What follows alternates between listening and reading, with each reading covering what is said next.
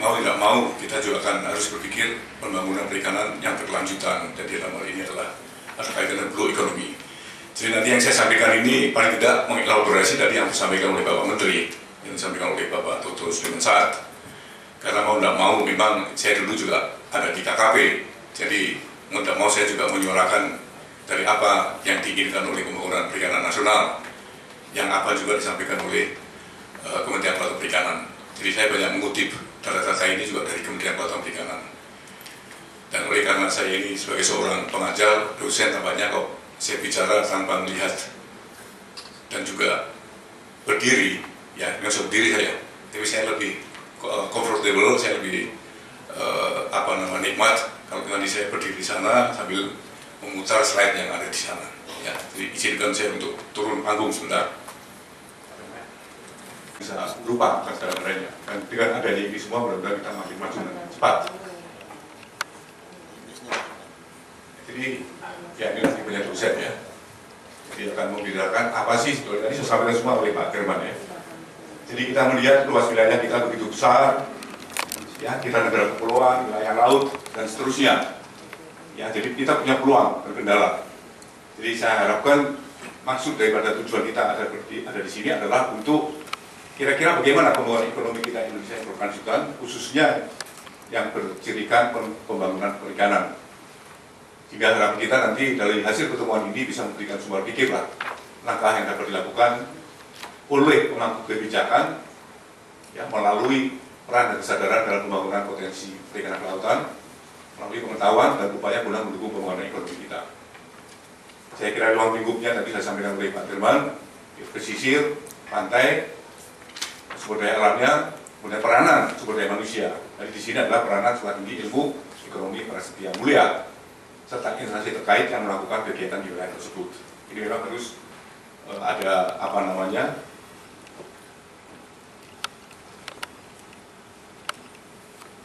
ya, kalau ada kaitan. Kemudian selanjutnya, ya, tantangan dan peluang perikanan ke depan. Tadi sudah disampaikan tadi, ada disebut juga deklarasi Juanda dan seterusnya. Jadi ini klop sekali apa yang disampaikan tadi, dan memang ya sumbernya sama sih. Karena saya juga mengambil ini semua dari Kementerian Kelautan Perikanan dengan hal-hal yang memang tampaknya sangat relevan untuk disampaikan di forum ini. Ya, jadi kita melihat beginilah sejarahnya deklarasi Juanda, kemudian adanya undang-undang nomor 60, dan yang jelas tadi disampaikan adanya UNCLOS tadi, yaitu United Nations Convention of the Sea, yang akhirnya sudah diratifikasi oleh pemerintah dengan Undang-Undang nomor 15 tahun 1985. Artinya, mau tidak mau, segala hukum yang berbicara masalah kelautan, masalah pantai, masalah pesisir, itu harus mengikuti UNCLOS, karena kita sudah meratifikasi tahun 1985. Nah, oleh karena itulah, kita dengan adanya potensi kepulauan kita yang demikian besar, bagaimana kita bisa memanfaatkan sumber daya alam ini. Nah, tadi sudah disampaikan tadi juga, jadi kita lihat sekarang, dari tadi semua baik perikanan, baik itu juga produksi industri dan seterusnya, termasuk pariwisata tadi disampaikan semuanya, saya ambil dari Pak Romi Kahuri, kita mempunyai potensi yang demikian besar, yaitu hampir 800 miliar dolar. Ya, jadi kalau dikalikan kira-kira sekarang kurs kira-kira hampir 11.000 atau hampir 12.000, ya, jadi kira-kira sekarang sudah hampir 7.200 triliun, ya, begitu besar. Dan juga yang berkecimpung dalam 1-11 tadi itu hampir ada kira-kira 40 juta orang. Ya. Jadi di sini di luar daripada budidaya dan tangkap. Nah, tadi ini kita lihat sekarang perikanan, ya, potensinya demikian besar. Perikanan tangkap, ya, sekarang potensinya adalah 7,3 juta. Ya, jadi saya kira Pak Dirman, ini 7,3 ini kan sudah di perubahan dari 6,4, sekarang sudah 7,3 ya, juta ton, di mana produksi adalah 5,4 ya saat ini. Dan memang sebetulnya yang dibolehkan untuk menangkap 7,3 juta ini hanya 80% dari 7,3. Jadi kira-kira kalau 80% adalah hampir kira-kira 5,64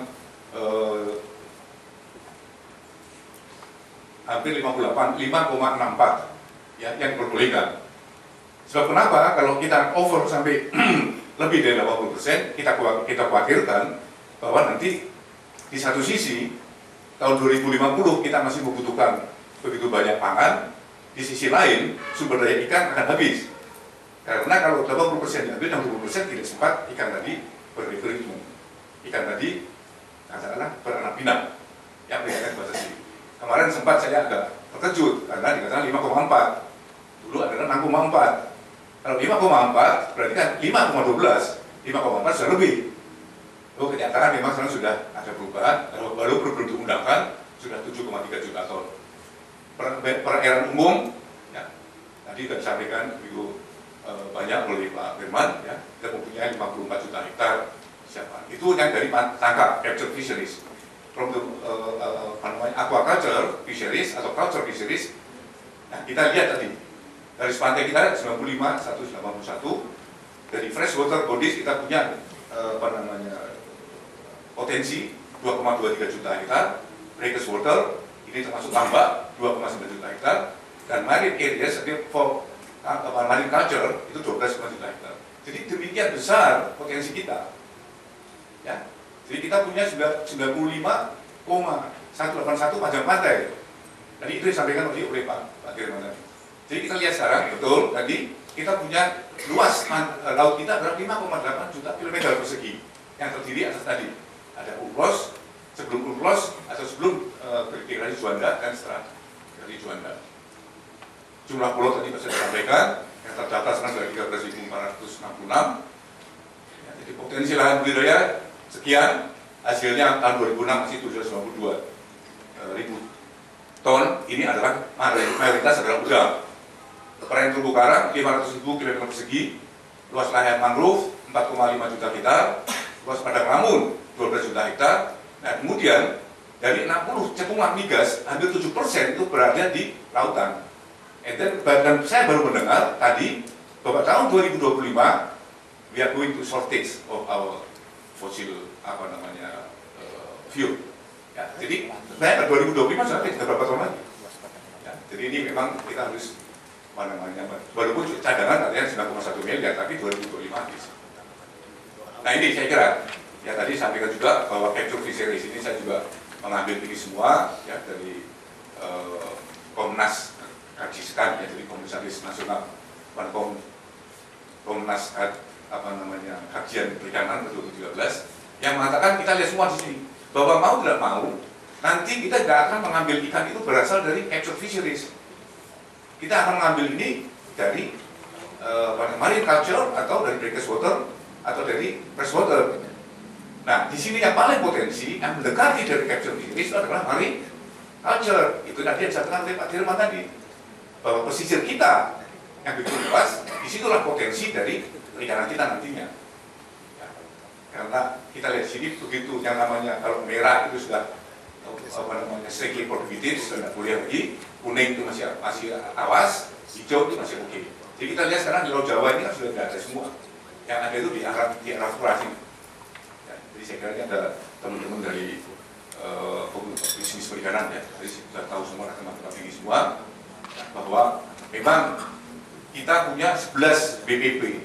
BPP itu adalah wilayah pengelolaan perikanan. Dari 11 wilayah pengelolaan perikanan dunia, kita punya 11.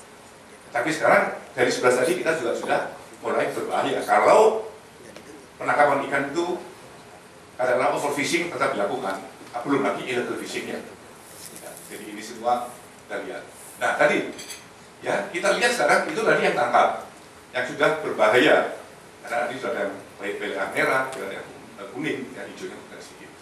Tapi di sini kita lihat sekarang Indonesia memiliki peluang untuk menyamai Cina. Nanti siapa yang menyampaikan? Mudah-mudahan nanti bisa kalau juga di sini dalam perikanan budidaya. Kita lihat, kita panjang garis pantai tadi sudah kita sebut, laut dangkal kita sebut dan seterusnya. Potensi kita jauh lebih besar daripada apa yang dimiliki Cina. Tapi kenapa Cina sekarang produksinya itu kalau tidak salah dari data yang pernah saya dapat, mungkin sudah berkembang, itu 45 million ton per tahun. Indonesia nanti kita lihat, ya, maunya tahun 2014 kita 22 sekian juta ton, ya, karena kita masih ingat zaman Pak Fadil Muhammad sebagai menteri itu ada bukan mendengar namanya Minapolitan. Minapolitan itu adalah supaya ada sentra perikanan di tempat-tempat tertentu. Ya, di mana Minapolitan sekarang masih tetap juga dilanjutkan dan oleh Pak Cicip, tapi Pak Cicip lebih banyak konsentrasi pada industrialisasinya. Betul ya, kalau kita menghasilkan suatu produk ikan, kalau tidak ada industri, tidak ada pengelolaan, mau kemana gitu. Ya tapi oke lah, semua itu maksudnya sama. Ya. Jadi oleh karena itu kita lihat sekarang di sini begitu besar potensi daripada sumber daya alam kita, tapi kembali lagi kita kurang sadar akan itu, sehingga inilah dengan adanya Prasetya Mulia punya ide untuk membuat satu global fisheries. Nanti saya tahu bahwa banyak akan dibandingkan kita punya ini, kita yang sana tidak punya. Tapi kenapa mereka yang di sana itu kok bisa besar? Ya, Norwegia, dia negara itu bisa maju, negara itu bisa kaya, ya. Pendapatannya dia itu berasal umumnya paling besar adalah dari perikanan. Ya. Nah, jadi kita lihat semua ini sini potensi begitu besar. Padahal kalau kita lihat tadi Indonesia itu hampir 5,8 juta kilometer persegi luas lautan. Dan ini kalau disampaikan di 2050 kita akan shortage untuk food, untuk makanan, ya mau nggak mau kita harus lari nanti ke laut, ke air. Indonesia dianugerahkan Tuhan 2/3 itu adalah laut. Ya. Jadi kemarin ada diskusi apakah nanti pemerintahan yang akan datang, whoever to be the next leaders of this government, ya, itu kita akan lihat harus juga bicara ke sana. Sebab kenapa saya akan demikian? Kita tuh pintar bikin undang-undang. Coba dibaca Undang-Undang Nomor 25A Amandemen tahun 2002, ya dikatakan Indonesia adalah negara kepulauan. We are as an archipelagic state, but there is no people talk about that one. Kita lihat sendiri sekarang coba. APBN dari Indonesia itu tahun ini mungkin 1.800 triliun ya. Setahu saya, yang mungkin dikoreksi sama Pak Dirman nanti ya, itu kita hanya dapat Kementerian Kelautan Perikanan hanya 6,2 triliun, how many percent out of 1,000 atau 800,000 triliun. Padahal undang-undang ada. Negara ini adalah negara kepulauan yang berdirikan Nusantara. Dibaca 25A, tidak pernah disebut di situ. Kenapa kok disembunyikan? Nah betul, sungguh. Jadi kalau saya melihat begini, gimana sih kita ini pintar bikin undang tapi tidak dilaksanakan. Tapi menurut undang-undang 20% out of our national budget itu untuk education, is alright. Betul. Tapi kenapa kok ada undang-undang nomor 25A kok tidak pernah disinggung di situ? Bukannya karena saya itu dari dunia perikanan kelautan. Saya juga dulu lama, hampir 10 tahun, 8 tahun saya di Kementerian Kelautan Perikanan. Bukan, tapi bukan berarti untuk hanya Kementerian Kelautan Perikanan, tapi ayo sama-sama yang berkecimpung dalam pesisir, berkecimpung nanti ada alur-alur semua dan seterusnya. Itu berhutang duit. Ya, nah mudah-mudahan lah termasuk di sini kita bicara masalah perikanannya. Ya. Jadi kalau saya melihat gitu saya sangat melihatnya apa? Coba ini kita lihat nanti sekarang tantangan yang dihadapi, ya rendahnya daya saing, tingkat pendapat pelaku usaha itu para nelayan juga bisa di situ, pengelolaan pemasaran, kurangnya nilai tambah produk. Ya, bagaimana kita bersaing nanti mungkin bapak-bapak sekalian atau profesor sekalian akan menyampaikan perjalanan di luar negeri. Bagaimana dia? Kan harus bersaing dong. Produk itu harus bisa dijual. Nah ini tadi nilai tambah produk. Dan kita harus ingat for the next year we are going to enter Asian AEC, ya, Asian Economic Community. Apa kita sudah siap? Khususnya di bidang perikanan, ya dan seterusnya. Nah belum mantapnya belum mantapnya keberlanjutan usaha, belum meratanya distribusi ikan, belum meratanya pembunuhan protein hewani yang sumber dari ikan, ya dan seterusnya. Nah ini coba kita lihat, ya pertanian, ini ada 11. Kalau tidak salah Pak Dirman, is true or not, saya mendengar bahwa untuk negara ini semua yang memegang peran perikanan itu Myanmar, is true. Betul nggak, Pak Dirman? Saya mendengar katanya yang itu adalah Myanmar. Padahal kita adalah negara produk perikanan. Ya, apa betul atau tidak? Kalau saya mendengar begitu, lucu banget. Makanya kenapa tadi saya bilang kita ini selalu kalah selalu. Ya, yang tahu lah. Mungkin kayak perlu dilihat di situ lah, gimana nanti. Ya, nah, jadi ini yang saya lihat. Kita mau masuk ke dalam 2012 itu adalah community. Tapi saya dengar perikanan nomor 5 di sini betul. Tapi yang mempunyai lead di situ atau mungkin yang bertanggung jawab perikanan itu adalah Myanmar. Ya, tadi sekarang Arab bicara bangun perikanan. Ini saya ambil dari RPJM 2005-2025 tahun 2014. Ya, ini masih ada, kita lihat sini. Jelas penataan kembali NKRI, tadi ada undang-undang dari undang-undang khususnya NKRI, paling tidak mau juga bicara masalah pesisir. Undang-undang 27 sebagai amandemen menjadi Undang-Undang Nomor 1 tahun 2015. Tadi sudah disampaikan juga oleh Pak Dirman. Kemudian membangun kemampuan ITEK, memperkuat daya saing perekonomian. Inilah kita ada di sini juga bicara mengenai itu. Ini saya kira visinya, ya, dari Kementerian Kelautan Perikanan, pembangunan kelautan perikanan yang daya saing dan melanjutkan kesejahteraan masyarakat. Tadi yang saya katakan tadi industri tadi. Dan misinya demikian, ya, mengoptimalkan sumber daya, meningkatkan nilai tambah, daya saing, kemudian memelihara daya dukung dan kualitas. Makanya kenapa saya katakan ini ada blue economy tadi. Nah tadi sudah disampaikan tadi semua oleh Pak Dirman, ya. Jadi produksi tadi saya sampaikan target 2014 dari budidaya dan tangkap itu 22,39. Kemudian PDB kita menyumbang cukup tinggi. Ya. PDB dari perikanan saja tahun 2014 bisa hanya perikanan top, ya, 7,25%. Kalau yang tahun 2012 6,48 itu termasuk pertanian, kehutanan dan lain-lainnya. Ya. Kemudian peningkatan konsumsi ikan sekarang sudah 35 kg tahun 2012. Diharapkan 2014 38 kg. Ya. Walaupun Malaysia sudah 45. Jepang tadi 90. Malah mungkin saya pikir sudah di atas 100 mungkin Jepang. Korea masih 68 sampai 70. Ya. Kemudian penyerapan tenaga kerja, ya, nelayan 2,7. Kemudian yang dari luar dari nelayan termasuk budidaya 6,1. Kemudian adanya peningkatan permintaan dunia terhadap produk perikanan, terutama Uni Eropa, Jepang, Cina, India, Asia Selatan, Afrika Utara, Asia Tenggara, Amerika Utara, masuk Amerika Latin dan Sahara, sub-Sahara countries, ya. Nah ini tadi yang sudah disampaikan tadi juga, ini tadi gambaran tadi, ya, 22,39. Ini dari dua. Yang biru adalah tangkap, yang merah itu adalah dari budidaya. Totalnya demikian.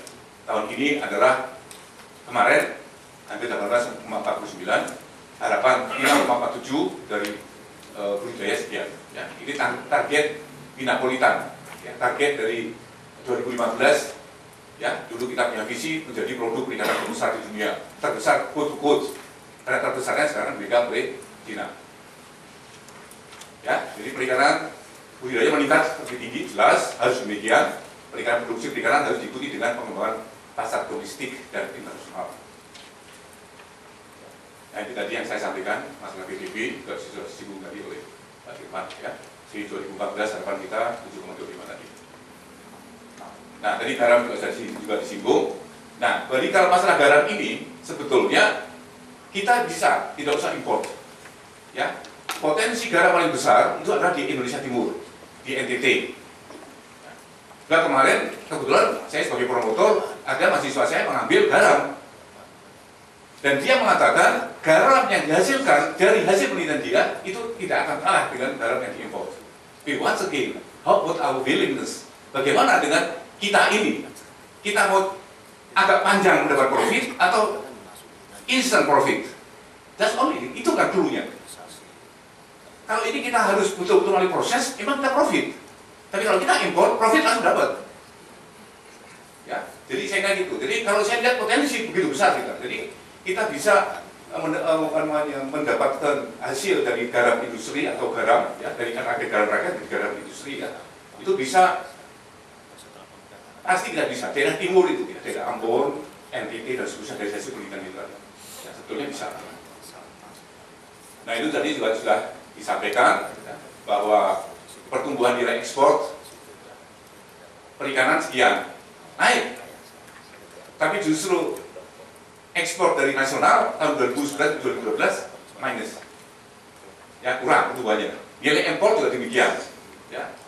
Perikanan minus karena memang sedikit, tapi yang lainnya terlalu banyak. Jika nilai perdagangan hampir 3,5 miliar surplus dari total perdagangan perikanan, ya, dari antara ekspor dan impor. Nasional defisit 1 minus atau 1,3 miliar, ya. Nah, jadi apa arah kebijakan nasional kita? Tentu ini tadi ini bahasa langit ya. Jadi perdamaian, keadilan, demokrasi, dan kesejahteraan produktivitas. Tapi kita harus berpihak yang betul pada orang miskin. Jadi makanya tadi saya dalam awal saya katakan kalau ini semua bagus, cita-cita kita, nelayan kita makin sejahtera, kenapa nelayan orang luar negeri bisa kaya-kaya, dan juga para penduduk yang hidup di daerah pesisir. Ya. Kemudian penciptaan lapangan kerja, pro-job, pro-growth, dan environment. Saya sebenarnya tidak setuju dengan pro-poor ya. Jadi pertama itu harusnya pro-growth, terus pro-job, terus pro-income. Lalu setelah itu pro-bisnis, ya, atau pro-environment. Ya. Kok kosong, kok poor, kok masih miskin? Enggak dong. Kalau semua industri jalan, industri perikanan bagus semua dan seterusnya, ada pertumbuhan ekonomi, pasti ada juga pabrik yang dibuat, job bisa dihasilkan atau ditumbuhkan, orang yang bekerja pasti punya pendapatan, pro-income. Nah, setelah itu jangan lupa pro-bisnisnya dimainkan dan juga lingkungan, karena kita nanti akhirnya bicara masalah blue ekonomi. Ya. Nah, penerapan blue ekonomi. Ya. Jadi kita harus belajar dari nature. Ya. Plus konsep blue ekonomi mencontoh alam. Jadi bekerja sesuai dengan apa yang disediakan alam dengan efisien, tidak mengurangi tapi justru memperkaya alam. Ya, shifting from scarcity to abundance. Ya. Nah, jadi ini saya kira. Jadi kita tahu bahwa ada blue ekonomi, ada industrialis kelautan perikanan, ada minapolitan tadi yang saya singgung. Kita genjot semua hasilnya itu harus bagus tambah terus, tapi adanya industri kelautan dan perikanan. Tapi kembali lagi, kita kalau tidak melihat adanya keberlanjutan, ya artinya ekonomi kita berkelanjutan, jangan lupa itu semua akan muncul. Tadi yang saya pernah sampaikan. Jadi kita tahu bahwa minapolitan tadi basis wilayah dan kawasan, industri adalah percepatan peningkatan nilai tambah dan daya saing. Blue ekonomi adalah paradigma ekonomi kelautan perikanan yang berkelanjutan. Karena kita memelihara yang bersifat hidup, so it means we could control, ya. Jadi kita bisa melihat, oh ini jangan over production, jangan over culture, ya, bisa merusak lingkungan. Nah itu semua itu harus dijaga semua supaya di berkelanjutan. Nah, jadi 7 aspek industrialisasi adalah jelas peningkatan nilai tambah, peningkatan daya saing, modernisasi sistem produksi hulu dan hilir, penguatan pelaku industri perikanan, berbasis komoditas, wilayah dan sistem manajemen, keberlanjutan dan transformasi sosial. Ya. Nah, jadi kalau kita lihat apa bedanya sih antara green economy dan blue economy? Ya, kalau green economy maunya adalah low carbon, resource efficiency, and social inclusiveness. Tapi kalau blue economy kita maunya zero waste, resource efficiency, social capital innovation. Ya, ini menurut Hunter Pauli tahun 2009. Nah, jadi prinsip-prinsip blue economy, kita menggunakan sumber daya secara efisien dan tidak merusak lingkungan, nilai investasi lebih sedikit, sistem produksi yang efisien, menghasilkan produk dan nilai ekonomi lebih besar, menciptakan lapangan kerja, of course, limbah dari zero waste, inovasi dan adaptasi teknologi, dan memperhatikan modal sosial dan inklusivitas sosial. Ya. Jadi ini saya kira, ya, produk perikanan prima, zero waste, ya, interconnected, sustainable, integrated. Ya. Nah, jadi harapan kita ada blue economy tetap bernilai tambah, berdaya saing, ya, terunsur, berkualitas, aman, kesejahteraan bisa. Ya, itulah kira-kira. Ini saya ambil lihat misalnya. Ya, kenapa kita bilang blue economy? Ya, ikan, ya kulit bisa dipakai untuk kerajinan, makanan, gelatin, dagingnya 50-60% untuk filet, daging, lumat, ya, surimi, produk reduksi, abon, produksi diversifikasi, produk fortifikasi, produk hidroanalisa, tulangnya, ya, makanan cemilan, ya, pakan, tepung, bahan farmasi, kondotrin, ya, kalsium, EPA dan DSE, bahan industri, gelatin, isi perut, makanan, kan sebenarnya juga toh makan sop enak, isi perutnya ikan tuh ya, terus produk fermentasi, bahan pangan, ya, bahan farmasi, terusnya, sisa daging, ya, untuk makanan, produk fermentasi dan itu untuk ikan. Nah, udang gimana? Ya, chitin, ya, kemudian ada termoin, cangkangnya, ya. Dagingnya untuk apa? Segar, punya paling mahal ini. Ya. daging udang, produk edulsi, ya, dan seterusnya, kepala, sama, kaki-kaki dan seterusnya. Ya. Jadi ini saya kira, jadi consume more fish to live longer, healthier and more activities. Ya. Nah, jadi ini saya tutup dengan bahannya ada undip, ada prasetya mulia, berkibarlah Indonesiaku, kemudian kita sekian, burungnya terima kasih, sekian dan terima kasih. Mohon maaf kalau salah. Terima kasih. Wassalamualaikum warahmatullahi wabarakatuh. Shalom. Bukan beban. Nah, ini kata mereka seperti itu. Nah, ini kita coba lihat. Kalau di merchandise trade, China ekspor sudah nomor 1. Import juga mengalahkan Amerika. Kita lihat di ikan kayak apa. Ternyata di perikanan penangkapan ikan saja China nomor 1. Nah, ini kita lihat bersama-sama dengan bagaimana tentang China ya, membangun perikanan. Bayangin kalau tadi 450 juta yang hilang tadi itu jadi nelayan semua. Itu dunia kalah sama China. Ya, jadi ini contohnya seperti ini. Jadi kita lihat datanya aja, total ekspor fish sama fish product. Fish product masih sedikit. Ini kalau mau bikin bisnis, fish product sebagai jembatan bisnis. Masih ekspor fish saja, baik yang live fish atau sudah sampai di soft fish. Itu total 2002. Itu China ranking 1. Padahal perikanan itu di China direformasi baru tahun 1980 awal. Jadi 20 tahun kemudian saja dia nomor 1. Jadi suatu contoh reformasi ekonomi yang sukses di China. Jadi reformasi tidak selalu negatif. Ya, ini tahun 2002 saja 20 tahun sudah nomor 1. 2012 nomor 1 juga masih China ekspornya. Ya, porsinya paling besar lagi pangsa pasarnya. Kalau 2002 itu 7,69%, 2012 pangsa pasarnya 14%. Jadi dia bertambah. Nah, bisa jadi kalau bicara pemerintah bahwa saya tanggung jawab memberikan makan kepada 1,4 miliar, terbukti juga. Dan nggak cuma sekedar makan, jumlah protein yang diberikan. Nah, ini contoh seperti ini.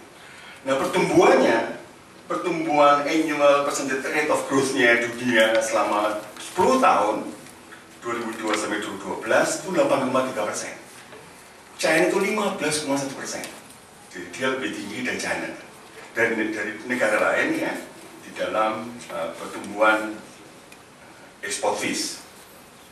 Jadi tadi katakan kalau ekspor produk aja dia hebat, ekspor ikan pun hebat. Ya. Kita lihat kemudian bagaimana China makan fish. Ini yang dijual mereka semua. Importnya, ternyata importnya cuma ranking 3. Jadi artinya apa? Banyak penangkapan ikan di China diekspor dan dimakan sendiri. Total daripada import fish mereka di tahun 2002 ranking 3. Ranking 12 masih ranking 3 juga. Dan tapi konsumsi ikannya juga meningkat selama 10 tahun 13%. Nah ini import fish ini paling banyak dinikmati adalah apa? Pada saat ada Imlek. Jadi tahun baru China itu banyak sekali dibutuhkan lobster. Jadi bapak mau punya lobster itu bisa ada ke sana. Ini banyak perusahaan yang ekspor besar-besaran untuk lobster di bulan itu. Ini importnya tinggi sekali. Ekspornya tinggi sekali, tapi importnya rendah di ikan. Kemudian kita lihat, kalau kita bicara sekarang bukan soal produksi ikan ya, daripada China, coba kita bicara tentang penangkapan ikan di laut. Saya milih satu fokus saja, bagaimana China nangkap ikan di laut. Ternyata ranking 1 juga dengan ikan.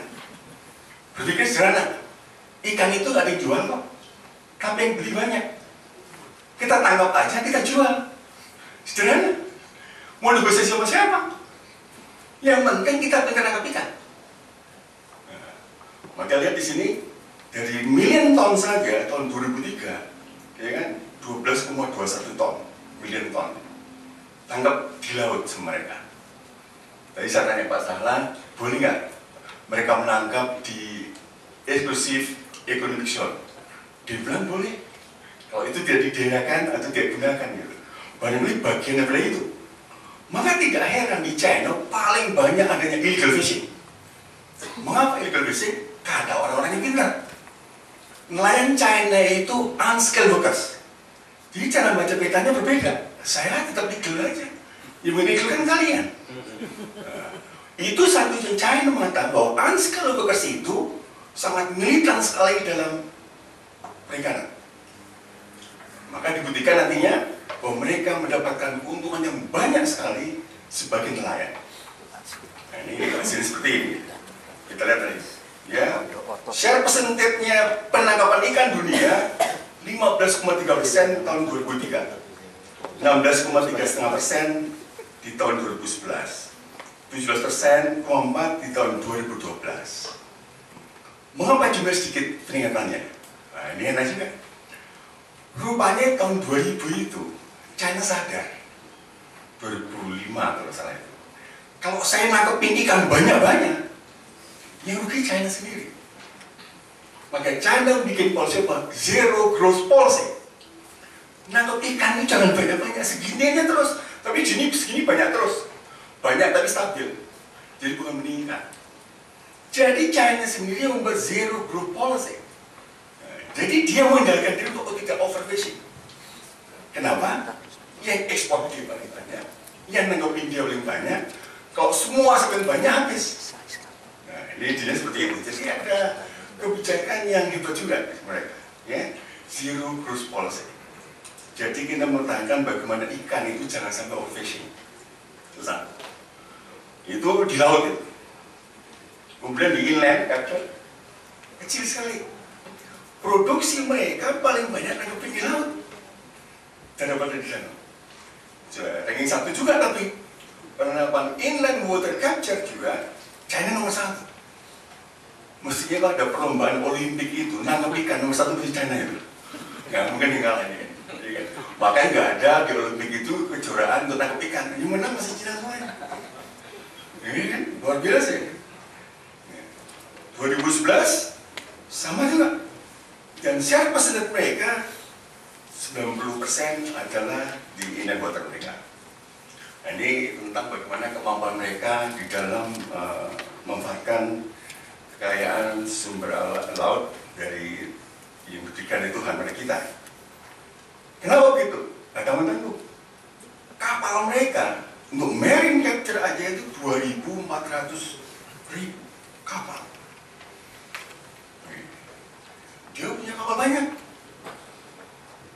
Jadi memang nangkap beneran, bukan pakai pancing gitu. Di inland water capture juga 2.200 juga. Jadi kita hampir punya 450.000 kapal untuk nangkap ikan ya. Nah, sebelah itu mereka beruntung adalah apa? Ternyata krunya adalah orang China juga. Ini namanya industri perikanan menciptakan lapangan kerja untuk unskilled workers. Jadi nelayan, masuk dokter-dokter jadi nelayan, mana mau mereka di laut 3 bulan. Mereka ada. Jadi mereka beruntung juga mereka itu. Ya, nanggapi ikan seperti itu. Ya. Dan itu bukan eksploitasi, tapi direncanakan dan desain dengan baik. Nah, mengapa bisa seperti ini? Kita lihat yang kapalnya banyak, nelayannya juga banyak. Nelayan China itu nomor 1 juga di dunia. Jadi nggak salah, all fish for China. Kapalnya banyak, nelayannya banyak, militan semua. Mengapa militan? Karena nanti ada sebuah policy go for fish. Wah, ya, ambil semuanya. Ya, jadi apa? Dia dapat insentif. Jadi nelayannya sendiri itu tahun 2012 9 juta. Nelayan dunia itu 39 juta. 23% itu nelayannya ada di China. Maka tadi dilihat tadi kan kejuaraan nangkep ikan pasti dia menang semuanya. Juara 1 sampai 10 kan. Jadi ini adalah contoh bagaimana perikanan punya kontribusi besar selain pada ekonomi, tapi juga pada penciptaan lapangan kerja. Ya. Ini. Nah, mengapa mereka bisa seperti itu? Mereka bisa seperti itu karena satu, faktor pertama kali adanya perubahan di dalam pengelolaan marine fishery resource management. Jadi sebelum tahun 1980 itu government control. Jadi mereka yang punya itu pemerintah dan komunitas. Jadi nelayan itu dibayar fix. Setiap hari Anda dapat 1 kilo. Semua fix seperti itu, nggak ada insentif. Sisanya bukan dijual, harus diserahkan kepada komunitas. Jadi mereka hanya mendapatkan jatah.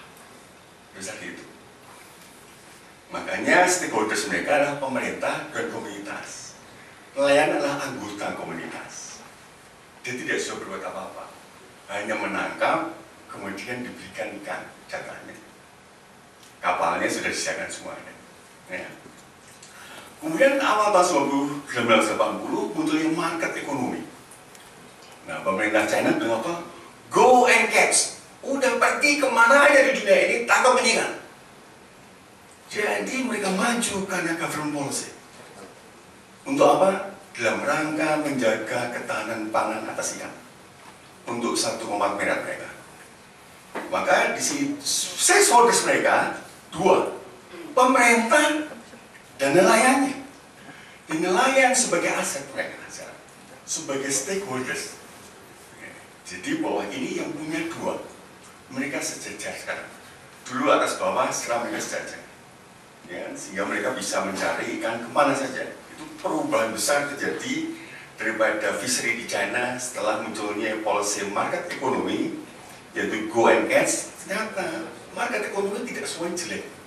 Di ikan di China saja hasilnya bagus, diserahkan pada kebutuhan pasar. Yaitu apa? Nelayan punya insentif. Kalau saya nangkap ikan sebanyak-banyaknya, yang untung siapa? Saya sendiri. Kalau saya malas, ya bisa sendiri. Nah, jadi berbuat seperti itu. Itu satu. Dua adalah demand meningkat. China fishery demand itu meningkat ada dua hal, push factors sama pull factors sendiri. Itu adanya institutional reform, itu pasti. Di ekonomi sudah maju, China tambah kaya, ya kan, makan nasinya sedikit, makan ikan banyak, itu normal. Jadi dia mendapatkan pertumbuhan ekonomi yang besar tadi itu menambah daripada demand terhadap ikan. Ya. Tanggung jawab pemerintah apa? Tanggung jawab pemerintah adalah spending uang untuk membuat fishing technology. Jadi fishing technology itu pemerintah buang uang setahun. Kedua, nanti tanggung jawab pemerintah adalah apa? Modernisasi kapal. Tanggung jawab pemerintah. Jadi mereka demand itu dibuat karena memang didorong untuk mereka mencari ikan. Pull factors mereka adalah ekonomi. Ya. Untuk fish saja sedikit, ya masih kalah sama Jepang kalau soal produksi ikan. Ya. China live fish itu baru 30 sekian kilo, ya kan, untuk mereka per kapita. Tapi ada live fish. Kemudian setelah ini dia tahu pindahan ke mereka. Mereka pindah dari inshore fishing ke offshore fishing. Di tahun 95 pada saat dibuatnya kebijakan ini, inshore fishing itu jumlahnya 85%. Offshore itu 15%. Jadi yang nangkepin ikan di laut lepas dana itu masih sedikit.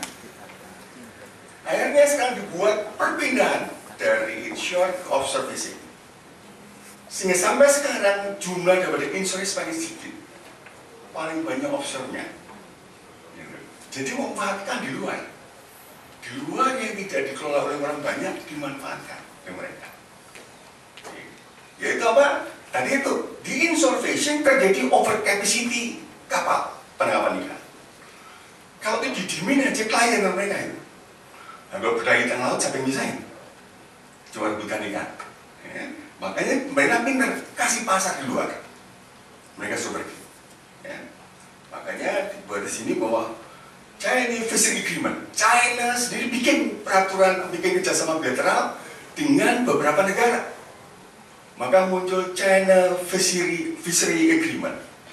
Jadi bahwa kapal-kapal China boleh nangkap situ.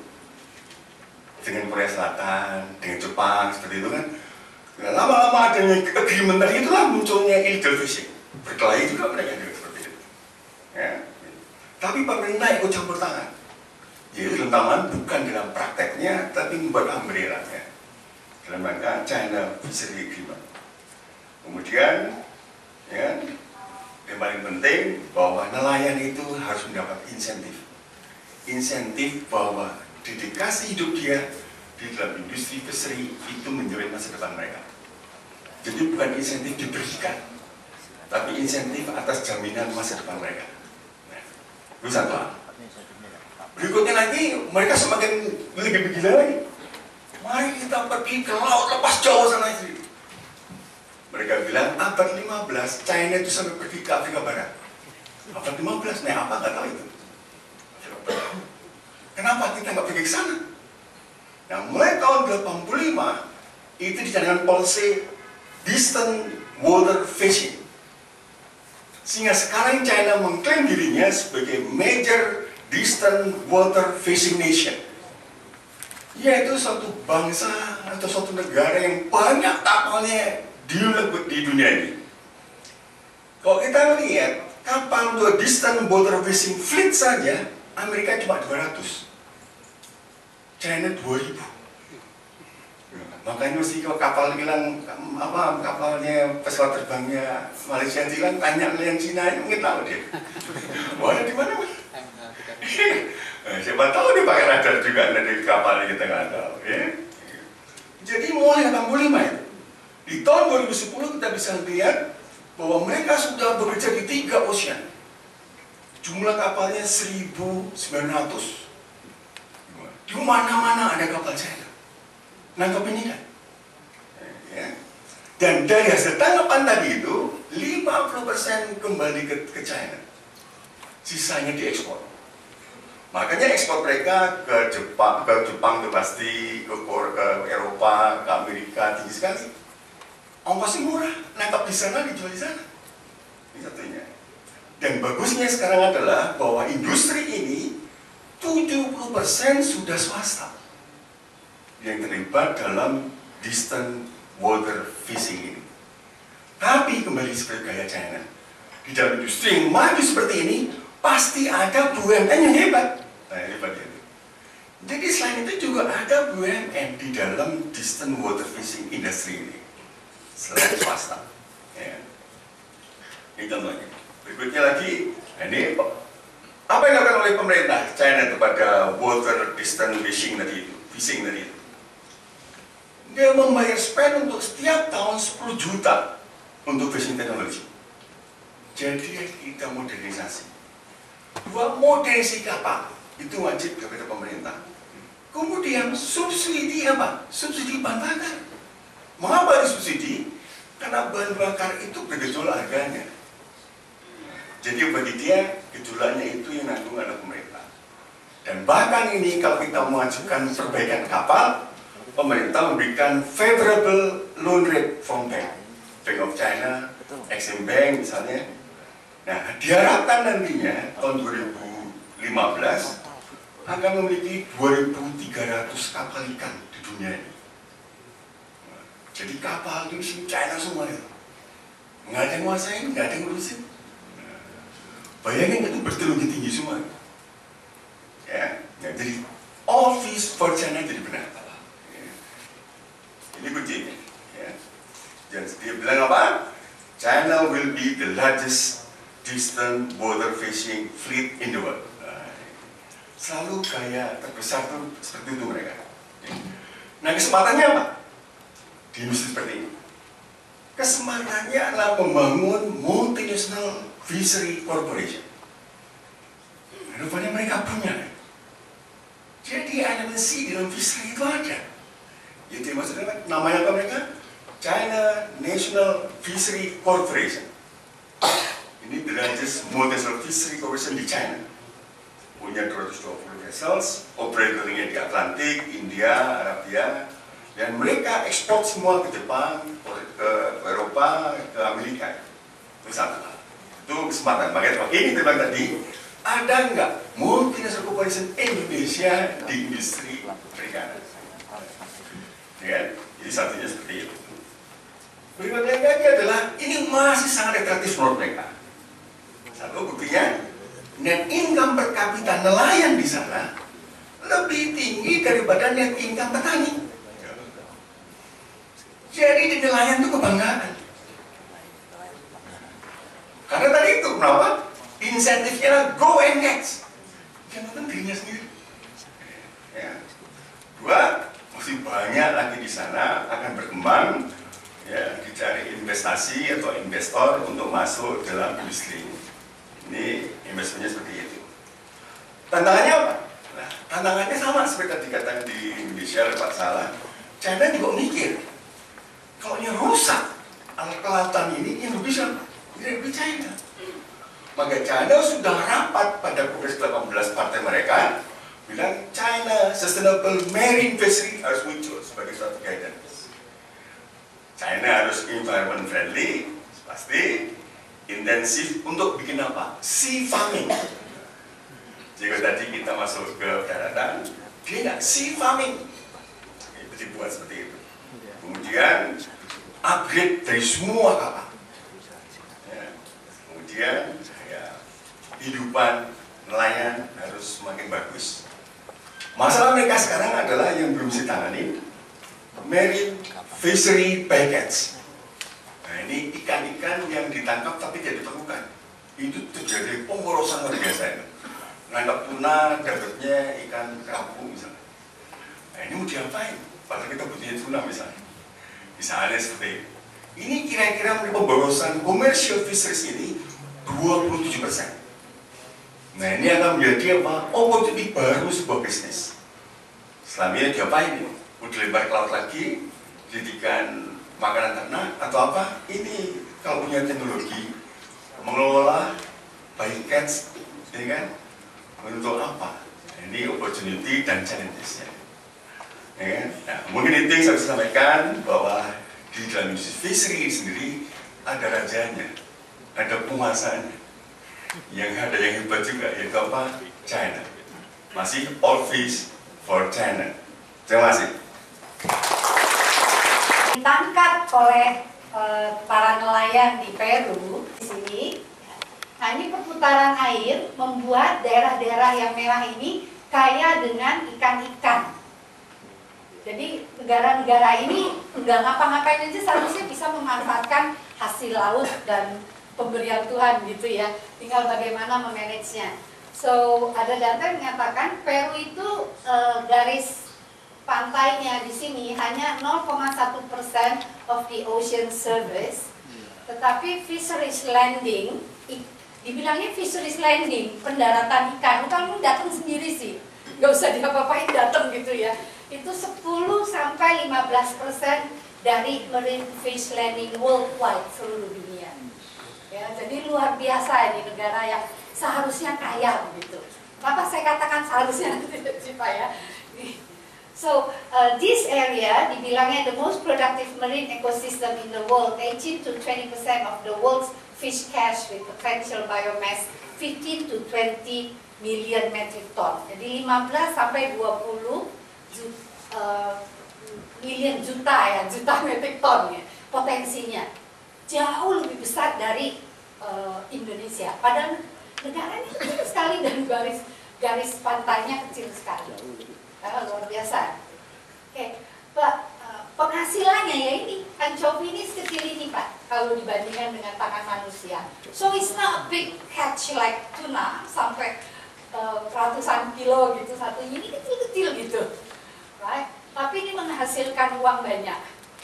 Ini dari hasil semua penghasilan ikannya, anchovy is about 80% of the fish landing. Nah, inilah yang tadi saya bilang garis pantainya yang disebut Humboldt Current. Jadi air mengalir seperti ini, bergerak seperti ini currentnya. Nah, ketika dia naik ke sini ke atas, dibilangnya upwelling water, ya, dia membawa plankton. Nah, plankton itu adalah makanan ikan-ikan kecil.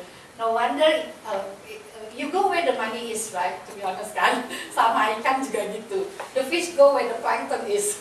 Jadi mereka pergi ke sini, Jadi daerah sini kaya sekali akan ikan-ikan itu. Dengan sendirinya banyak sekali yang datang ke daerah sini. Baik, dibilangnya upwelling. Yang downwelling itu malah nggak ada ikannya. Kalau yang upwelling itu banyak karena membawa plankton. Okay.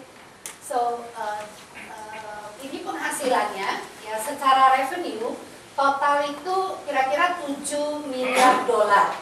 Kalau Indonesia sekitar itu tadi ya Pak ya potensinya Pak ya. Sekarang ini mereka sudah mencapai 7 miliar dolar, tidak full capacity karena El Nino dan sebagainya. Tetapi 31% penghasilannya itu dari fish oil. Ya, dan dibikin fish oil atau fish meal, tepung ikan. Sedangkan yang 5,3 miliar dolar itu untuk human consumption. Cuma yang menarik 31% catch-nya ini hanya 2,82. Jadi mereka pikir secara nilai value ekonomi itu tidak terlalu tinggi ya untuk dibikin fish meal dan fish oil gitu. Alright. Dari sumbangan tenaga kerjanya kalau tadi di Indonesia sampai berapa puluh juta orang gitu ya. Kalau di sana cuma sekitar 250.000 jobs nelayan karena memang negaranya kecil ya, yang di pesisir itu juga cuma berapa ratus ribu orang sebagai nelayan.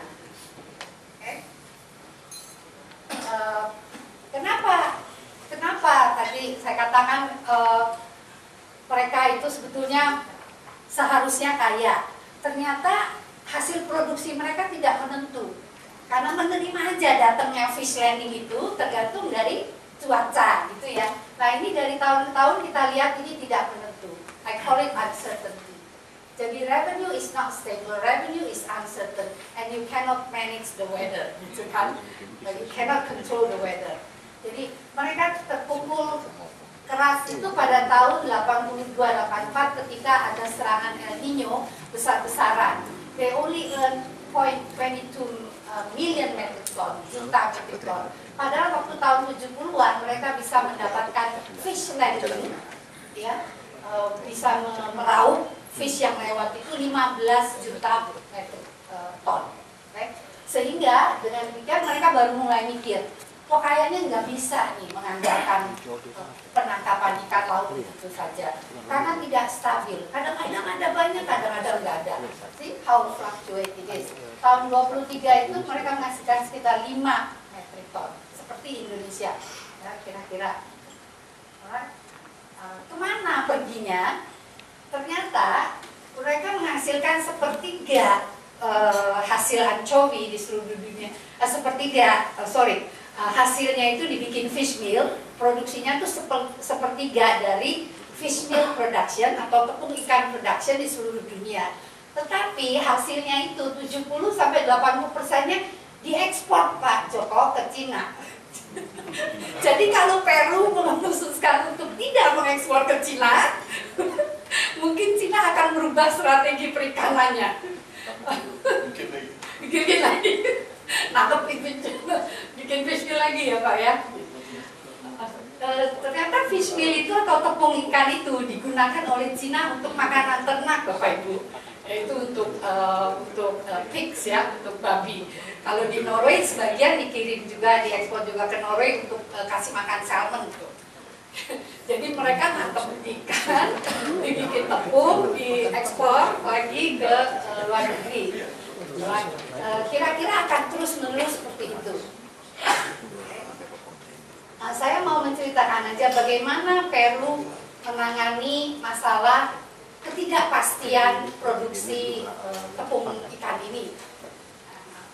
Sejarahnya sebetulnya karena negara yang kaya seperti Peru ini biasanya karena berlimpah, tinggal nungguin ikan datang, cenderung take it for granted ya. Terima, nungguin, kalau ada syukur, nggak ada yang nasib gitu ya. tahun 54 itu mereka tuh karena pikir banyak ikan dan ada demand yang luar biasa untuk tepung ikan, mereka tangkepin ikan sebanyak-banyaknya seperti foto tadi itu ya, big catch gitu, it's a whole bunch, dibikin fish meal and oil. Okay. Waktu itu untuk membangun ekonomi lah, export oriented. Kemudian terjadi yang tadi saya katakannya peningkatan anchovy production di tahun 70-an sampai 15 million metric ton. Dan di tahun 64 dimulai saja sudah hampir dapat 6 miliar metric ton. Tetapi tahun 72 itu berhasil, tapi kemudian selanjutnya terjadi krisis tahun 82 ya, tidak menghasilkan ikan sama sekali karena tidak ada yang land sana, sehingga di take over oleh government. Government ambil semua perusahaan perikanan semua di nationalized back in 1973, kemudian semuanya fishing fleet and fishing mill processing facilities also nationalized by the government. Ya, untuk menangani gejala climate change ini. Nah, untungnya pemerintahan yang baru, kalau menurut artikel ya, itu Presiden Fujimori, dalam pemerintahan Fujimori, waktu itu mulai terjadi extensive privatization. Karena ternyata waktu di nationalized, owned by government, banyak sekali inefficiency. Kemudian fish meal production itu ternyata mencemari lingkungan dan hasilnya sedikit sekali. Seperti tadi kita lihat ya, 31% hasil tangkapan dipakai untuk fish meal, tapi cuma dapat 2 juta dolar. Lebih baik dibuat makan gitu, human consumption. Dan seterusnya. Nah, pada tahun awal 2000-an, jadi industri perikanan Peru di manage itu baru aja, baru belasan tahun. Karena pemerintah sadar kalau tidak di manage habis mereka. Apalagi ada ancaman El Nino ya. Kalau La Nina, kebalik, kalau La Nina atau arus dingin itu banyak ikan. So you cannot expect El Nino to come every year gitu ya. Sometimes El Nino. Mereka bilang oke deh harus di manage. Nah, inilah ya bayangin ya. Hedge-nya seperti itu. Jadi Peru sekarang ini menghadapi beberapa challenges. Overfishing, illegal fishing tetap aja masih sulit dikontrol. Jadi yang saya sampaikan tadi itu di beberapa sumber-sumber lain mengatakan sebetulnya 3 atau 4 kali lipat dari yang sesungguhnya. Jadi production itu atau landing itu bisa sampai sebetulnya 40 miliar metric ton, tapi tidak tercatat karena illegal fishing. So, yang sekarang perlu ditangani adalah pollution and environmental degradation. Jadi kalau El Nino tidak bisa ditangani, tidak dikontrol, pemerintah bilang minimal perusakan lingkungan itu bisa di manage lah ya. Kalau bisa jangan sampai terus rusak karena habis mereka. Penghasilannya sangat tergantung dari perikanan. So, we have governance and regulatory framework untuk menanggulangi economic inefficiency. Nah, ini adalah beberapa pendekatan inovasi yang mereka lakukan, beberapa saja, hanya sedikit saja. Contohnya memberikan kuota penangkapan. Jadi vessel-vessel yang besar itu disuruh lebih jauh ke pantai, ke offshore, ya, untuk menangkap lebih banyak ikan digunakan untuk fish meal and fish oil. Tetapi di inshore mereka membolehkan kapal-kapal kecil untuk menangkap ikan for human consumption, gitu. Karena human consumption economic value-nya lebih tinggi dan mereka diberi insentif tidak perlu bayar pajak, sehingga yang industri sendiri di laut lepas, sedangkan di inshore untuk human consumption. Gitu. Yang lain yang menarik adalah yang disebutkan tadi oleh Pak Sudirman ya. Pak Sudirman membahas tentang konservatori begitu ya. Mereka juga sudah lakukan itu karena mereka terdiri dari ada pulau-pulau kecil juga. Jadi mereka bilang kalau tidak bisa mengendalikan laut lepas, paling tidak perairan sekitar pulau itu perlu di manage. So they work kayak ada national reserve ya, perlindungan beberapa pulau. Ada reserve zone, conservatory bekerja sama dengan government ya, dan beberapa lembaga research untuk sustainable Mereka punya marine zoning, tourist development, management planning and implementation, sustainable use of fishing resources dan sebagainya. Jadi di manage gitu ya. Kemudian mereka bekerja sama untuk research untuk menangani sustainable fisheries ini. Conclusion, there is a great potential to increase revenue and employment in Peruvian fisheries, yaitu ke human consumption. Jadi mereka sudah sadar akan mengurangi produksi fish meal. Nanti Cina harus mencari supplier dari negara lain gitu Pak Joko. Yang kedua, while nature gives abundant resources, sustainable fishery and environment has to be properly managed. Seperti tadi keinginannya Pak Sudirman dan Pak Salah, yaitu komitmen dari government. Okay? Require support and full government commitment.